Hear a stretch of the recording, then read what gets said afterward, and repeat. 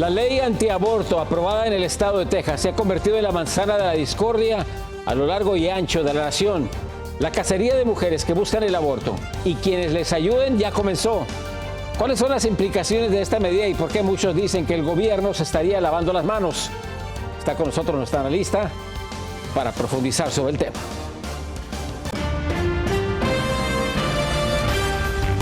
Muy buenas noches, bienvenidos a Cierre de Edición. Les saluda José Armando Ronstadt. Comenzamos con lo siguiente.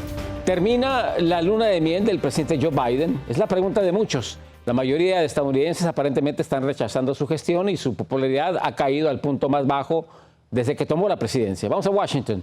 Alfredo Miranda con los detalles.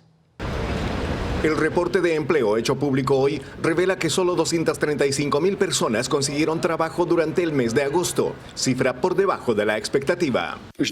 No hay duda de que la variante Delta es la razón por la que el informe no es más sólido. Sé que la gente esperaba un número mayor.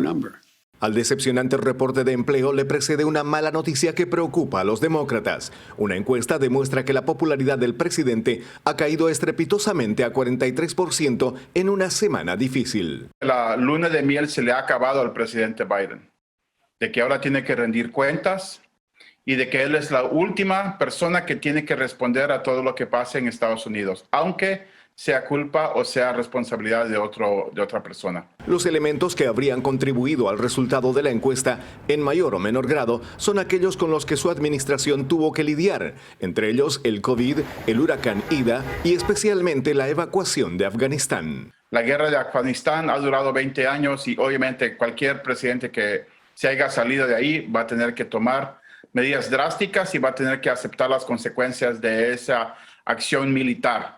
Y en este caso hemos perdido 13 soldados y a él le cae la cuenta. Según expertos, la respuesta de la administración a la devastación ocasionada por el huracán Ida ha estado a la altura de las circunstancias. Hoy el presidente visitó la zona más afectada del estado de Luisiana, desde donde envió una advertencia. El huracán Ida es otro recordatorio de que necesitamos estar preparados para el próximo huracán y que supertormentas ocurrirán más frecuente y ferozmente. Estoy trabajando muy de cerca con el gobernador y los colegas de ambos partidos en el Congreso en el plan de infraestructura. Aunque las elecciones de medio término están aún distantes, la baja en la popularidad del presidente estaría marcando una tendencia desfavorable para el Partido Demócrata con miras a retener el control de ambas cámaras. Desde Washington, Alfredo Miranda, Cierre de Edición. Y ya comienzan a registrarse las primeras denuncias en contra de mujeres embarazadas que se someten al aborto en el estado de Texas. La organización Texas Right to Life ha creado una página donde la gente ya está delatando a quienes supuestamente violen la prohibición. Precisamente el presidente Joe Biden ha criticado el sistema de vigilancia que esta ley ha creado. The most pernicious thing about the Texas law is sort of creates a vigilante system where people get rewards to go out to, anyway. And it just seems, I know this sounds ridiculous, almost un-American. El mandatario aseguró que el Departamento de Justicia busca limitar la ley de Texas. Esto va a dar mucho de qué hablar y precisamente para analizar más este polémico tema ya está con nosotros la analista política María Luisa Arredondo. María Luisa, muy buenas noches, gracias por acompañarnos. La pregunta, ¿por qué esta ley y por qué ahora?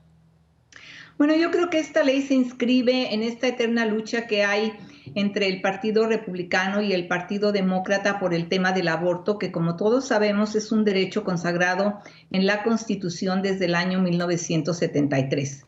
Sin embargo, mientras que los demócratas en términos generales lo han defendido a capa y espada, los republicanos se han opuesto terminantemente a que continúe este derecho y han hecho numerosos intentos por echarlo abajo. Y el último, pues, es esta ley de Texas, que como estamos viendo, pues ahora sí ha tenido éxito en el sentido de que la Suprema Corte de Justicia se negó a declararlo inconstitucional. Sí, bueno, se negaron a escucharlo, pero antes de eso, esta ley, a diferencia de otras leyes, se la ha ingeniado para que el gobierno prácticamente se lave las manos, porque los que van a ser los policías es cualquier ciudadano, cualquier persona que puede demandar a una persona que esté buscando el aborto. Pues eso es lo más preocupante, José Armando, que la ley está escrita de una forma en la que no permite que los funcionarios gubernamentales o los jueces puedan someter a revisión esta ley. se basa en un sistema de caza-recompensas en la que prácticamente cualquier persona, cualquier individuo puede ir y denunciar que una mujer se va a someter a un aborto y puede demandar a quienes le van a ofrecer este servicio o incluso a quien se preste, por ejemplo, a prestarle el dinero a una mujer para que se practique este aborto o a quien la lleve en su auto a que vaya a una clínica. Eso es lo más preocupante de esta ley. Ahora, la Suprema Corte de Justicia dividida una vez más, sin embargo, cada uno de los magistrados pronunciaron el por qué decidieron no actuar sobre esta ley. ¿Por qué? Pues básicamente decidieron no actuar, yo creo que porque es una ley en la que los tomó por sorpresa el hecho de que no pueden ellos someter a revisión judicial la ley. Entonces estuvo muy dividida, 4 magistrados se declararon en contra y 5 a favor, porque sabemos que la mayoría de la Suprema Corte está integrada por miembros bastante conservadores. Sí, muy bien, brevemente, María Luisa, ¿qué sigue y qué podemos esperar?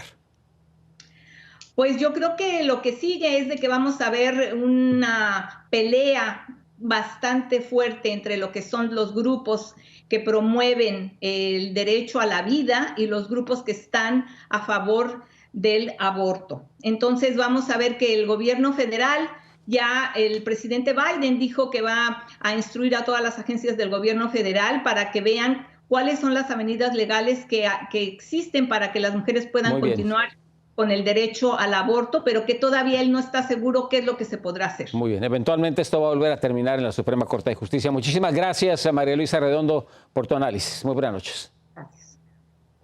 Muy bien, vamos a otras cosas. Empeora la crisis en los hospitales, especialmente en los estados del sur del país. Además de camas, hace falta personal. Más de 100,000 personas se encuentran hospitalizadas. Vamos a Miami, en Florida. Anthony Belchi tiene más información. Algunos hospitales de la nación están al borde del colapso. En Alabama, Georgia, Florida y Texas avisan que el 90% de las camas de las UCIs están ocupadas. Aumentan los casos y los ingresos porque la población ya se había olvidado de la pandemia. Tomó a una población que ya no estaba tomando todas esas otras medidas, tomó a una población que estaba relajada, tanto la gente que se había vacunado como la gente que no se había vacunado. Además, la falta de personal es algo que está preocupando en los hospitales de Florida, Texas o Nevada. Muchos enfermeros están renunciando porque ya no pueden más y no ganan lo suficiente. La variante Delta puede complicar aún más las cosas. La variante Delta es más transmisible y nos preocupa que puede conferir una enfermedad más severa y más grave a aquellos que están siendo vulnerables. Más de 100,000 personas han sido hospitalizadas en todo el país, algo que no se veía desde principios de año. Los médicos insisten en que la mayoría no está vacunado, por lo que hay que incentivar la inoculación. La primera opción es vacunarnos y no enfermar a las personas que queremos. Y si se logra que una mayor parte de la población se vacune, entonces y solo entonces estaríamos muy cerca de llegar al final de la crisis sanitaria. Creo que al menos en Estados Unidos, si se incrementa un 20 o 30% la prevalencia de la vacunación, estamos viendo que a principios del 2022 las cosas pueden ser completamente distintas. Las cosas podrían cambiar, pero para eso hace falta convencer a la población que aún a día de hoy desconfía de la vacuna. Y pese a todo, prefiere arriesgarse al contagio. Desde Miami, Florida, Anthony Belchi, cierre de edición. Y ya estamos casi en este fin de semana feriado, el cual miles están aprovechando para salir de viaje, pero expertos temen que esto aumente las infecciones del coronavirus, especialmente en ciudades con mínimas medidas sanitarias y que también cuentan con una baja tasa de vacunación. Dayanis López nos tiene más detalles. Dayanis, es serio este fin de semana para muchos. Buenas noches, José. Muy serio, y todo indica que a pesar de la pandemia y los altos precios de la gasolina, incluso de los desastres naturales, no será un obstáculo para que más de 50 millones de personas viajen durante este periodo de vacaciones del Día del Trabajo. Creo que como humanos necesitamos el contacto humano, ¿verdad? Y visitar a la familia definitivamente es algo necesario. Un paseo justo y necesario para esta familia que, pese a estar vacunada, conoce el riesgo que pudiera implicar para su salud viajar durante un incremento de infecciones por la variante Delta. Parte de las cosas importantes que nosotros tenemos que hacer es asegurarnos que si vamos a hacer algún tipo de actividad, que tengamos menor riesgo posible. Esto se lleva a cabo teniendo un lugar abierto, con menos personas, con mejor circulación y sobre todo utilizar el cubrebocas. Mientras los CDCs recomiendan que las personas que no están inmunizadas contra el coronavirus se queden en casa. Pero a pesar que en los Estados Unidos se registra un promedio de 129,000 nuevos contagios de COVID-19 por día, una encuesta del Value Penguin señala que 51 millones de personas viajarán durante este fin de semana.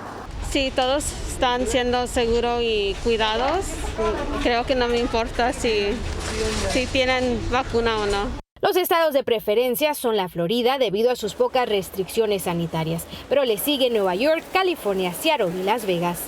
Yo me cuido, yo uso cubrebocas, uso sanitizantes, gel para las manos. La Asociación Estadounidense del Automóvil pronostica que 90% de los viajeros serán por carretera. Historically, even when the gas prices are high heading into a holiday weekend, that does not deter most people from taking those road trips. En esta ocasión, los automovilistas californianos pagarán en promedio $4.39 por galón de gasolina, mientras que el resto de la nación aproximadamente $3.18.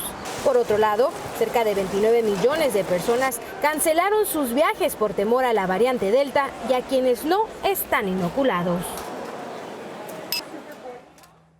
José, para reducir el riesgo de contagios y hospitalizaciones durante este fin de semana feriado, los CDC exhortan a la gente a portar su cubrebocas en lugares interiores o en espacios donde haya mucha gente aglomerada, independientemente del estado de vacunación. Feliz fin de semana. Regreso contigo. Muy bien, que sea muy seguro para ti y tu familia. Vamos a otra información. Estados Unidos promete sacar de Afganistán a los estadounidenses que aún quedan en ese país y que desean, por supuesto, abandonarlo. El secretario de Estado Anthony Blinken viajará este domingo a Qatar y Alemania para reunirse con afganos que están ayudando en las evacuaciones. Además, aseguró que la Casa Blanca mantiene canales de compromiso con los talibanes en temas que son muy importantes. Una breve pausa y regresamos. Le presentamos lo último desde la zona devastada por la tormenta Aida en el noroeste del país.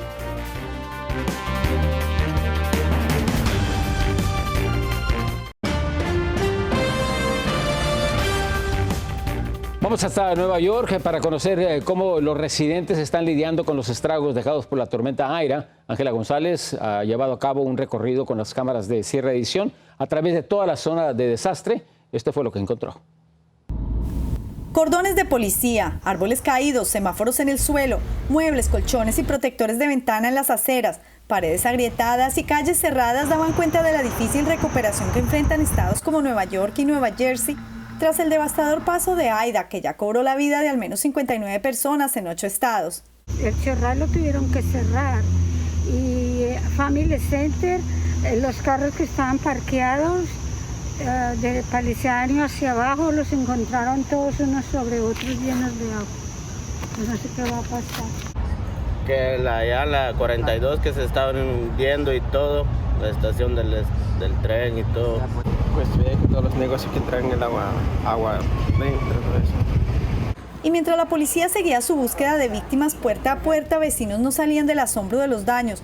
Un gran número de personas perdieron la vida por vivir en sótanos construidos ilegalmente que se convirtieron en trampas mortales al llenarse de agua. El alcalde de la ciudad anunció que aumentará las inspecciones y rutas de evacuación en estas viviendas. Equipos de reparación no se daban abasto. Mucho trabajo. ¿Pero qué es lo peor que ha visto? Veimas inundados. Por su parte, el presidente Biden aprobó la declaración de emergencia que permite acceder a $5 millones en fondos federales inmediatos. Sin embargo, el pronóstico de tormentas más seguidas y poderosas hace temer por más daños humanos y materiales. En esta calle de Englewood, el agua arrasó con el puente y literalmente abrió el pavimento en dos, lo que pone de manifiesto que los sistemas de alcantarillado tienen que ser repensados. Desde Nueva Jersey, Ángela González, Noticiero Sierra Edición. Mientras tanto, en el norte del estado de California mejoró el clima, frenando un poco el avance del enorme incendio conocido como Caldor, que está azotando a las comunidades turísticas de Lake Tahoe, pero el alivio aparentemente no va a durar mucho, ya que se avecina un fin de semana caluroso que podría avivar las llamas del incendio forestal de casi 333,000 millas cuadradas y que ha obligado a la evacuación de más de 22,000 residentes en California y el estado de Nevada. Los invitamos a que sigan con Sierra Edición. Tenemos más información en cuestión de segundos. Una víctima del conflicto en Colombia no pudo despedirse en paz. Fue enterrado en medio de un diluvio. Le explicamos.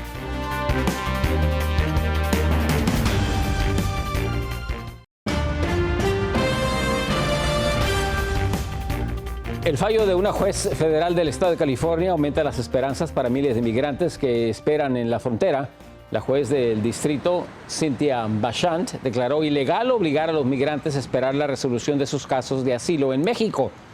¿Por qué? Porque dice que están expuestos a graves peligros. Aunque el fallo no tiene un impacto inmediato, podría impedir al gobierno limitar el acceso de solicitantes amparándose en el argumento de que carecen de recursos. En México continúan registrándose violentos operativos para tratar de frenar la caravana migrante.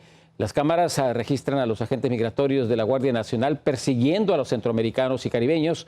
Víctor Blázquez con el último recuento.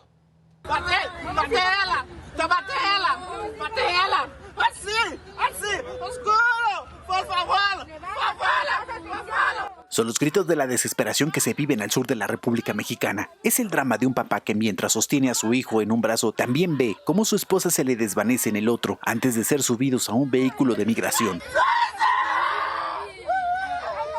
Son migrantes en el camino que intentan subsistir a la falta de comida, de servicios básicos como la higiene y la salud. Es el clamo para que les permitan sobrevivir. No hay casa por Tapachula, no hay comida, no hay nada. Y es que ya se encuentran desesperados de que los días, los meses e incluso los años pasan sin que el gobierno les pueda dar el asilo o la visa humanitaria que tanto anhelan. Por eso han decidido tomar el riesgo de enfrentar las fuerzas de seguridad que les impiden el paso, buscando llegar a los Estados Unidos. Llevamos 3 meses, 4 meses, hasta 5 meses, gente con la visa humanitaria no nos deja pasar. Jan ha visto cómo las personas con las que comenzó esta travesía han sido capturados poco a poco. Pero nosotros haitianos no podemos hacer a Tapachula, sin nada, sin trabajar. Tenemos niños, mujer también. Pero para los oficiales solo existe una consigna: detenerlos a toda costa, sin importar si es a jalones o a empujones con escudos o sencillamente cargándolos para subirlos a las camionetas que los llevarán de nuevo a las oficinas de migración para después ser deportados. Solo la mayoría son gente joven, gente pobre, gente necesitada, solo lo que queremos es trabajar. Mientras, los migrantes esperan que una movilización masiva les permita romper con la prohibición de abandonar el estado, pero la respuesta del gobierno ha sido contundente. Detener toda la migración, cubrir la frontera norte, la frontera sur. Más de 14,000 efectivos de las fuerzas federales han sido desplazados para desarticular las caravanas, que ya suman 3 en menos de una semana. En Ciudad de México, Víctor Blázquez, cierre de edición. Y ahora pasamos a información que nos llega de Colombia. Para una familia que realizó un entierro inusual y conmovedor, ni un diluvio pudo detener el avance del féretro a su morada eterna. Carolina Gómez nos describe las insólitas imágenes. Hasta en su muerte, el viejo Euclides Díaz nunca vivió la benevolencia de la vida. Fue víctima de la guerra interna del país. Le mataron 3 hijos en el Carmen de Bolívar, a donde nació, y tuvo otros 10 muchachos más, que fueron su única compañía en las calles inundadas y bajo la tormenta eléctrica que le tocó en su despedida rumbo al cementerio. La iglesia se llenó de agua, entonces salimos abajo de agua con él.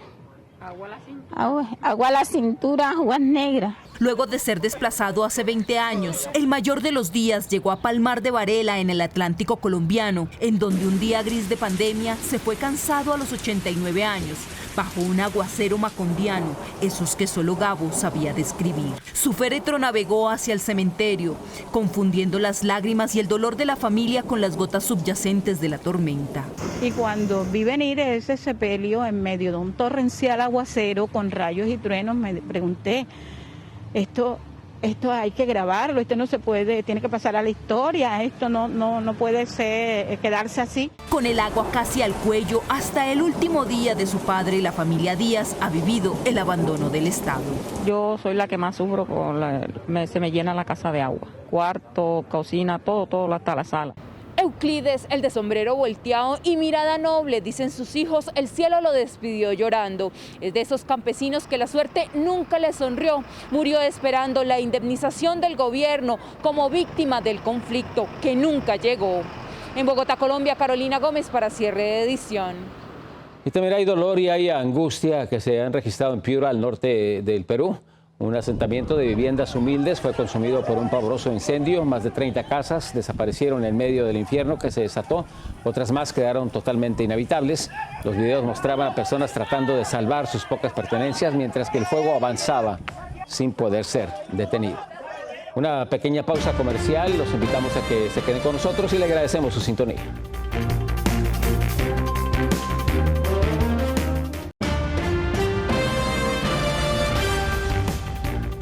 Demostrada clara la inteligencia de un elefante y su astucia, por supuesto. Mire lo que hizo, ¿no? Tratando de extraer agua de un pozo.